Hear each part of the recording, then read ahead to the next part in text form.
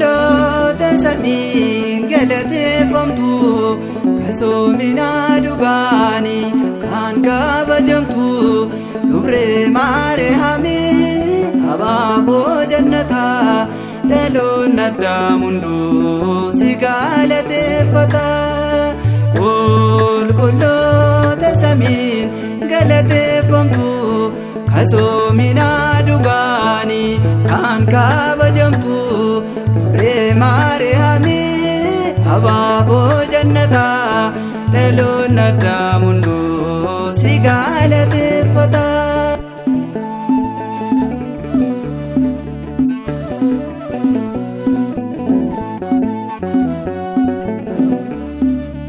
Laaphisi laasirraa duraan murtoofteerta soogidda addunyaa mi'eessu deesseerta. Nagaa kee dhageenyaan ulfaatu dubbate gammachuun utaalee si galateeffate. Qulqulloota samiin galateeffamtu kasoomina dhugaanii kan kabajamtu dubree Maariyaamii abaaboo jannataa dhaloonni addaam hunduu si galateeffata.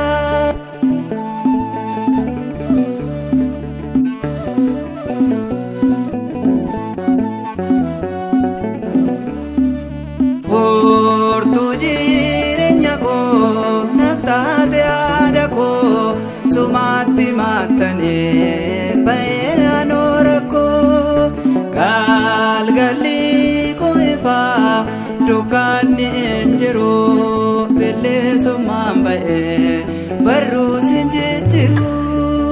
Qulqulloota samiin galateeffamtu kasoomina dhugaanii kan kabajamtu dubree Maariyaamii abaaboo jannataa dhaloonni addaam hunduu si galateeffata.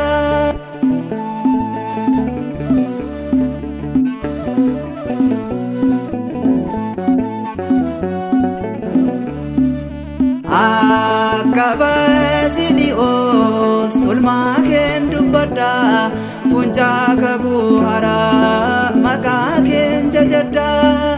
Siif haa ta'u nagaa gifti gooftaa deessee dubree sin faarfadha maqaa kee ol kaasee. Qulqulloota samiin galateeffamtu kasoomina dhugaanii kan kabajamtu dubree Maariyaamii abaaboo jannataa dhaloonni addaam hunduu si galateeffata.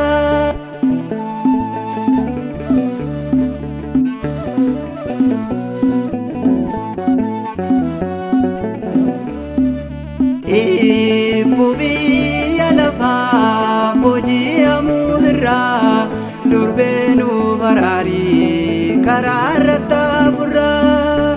Sooma abdiin keenya kottu gara keenya Maariyaam qulqulleetti yaada nageenya.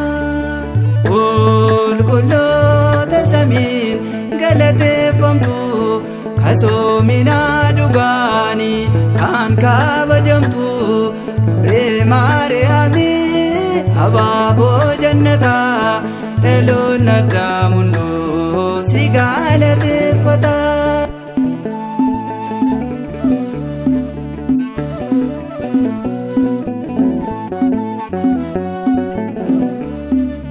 Akka Baasilii'oos oolmaa keen dubbadha fuuncaa kakuu haaraa maqaa keen jajadha.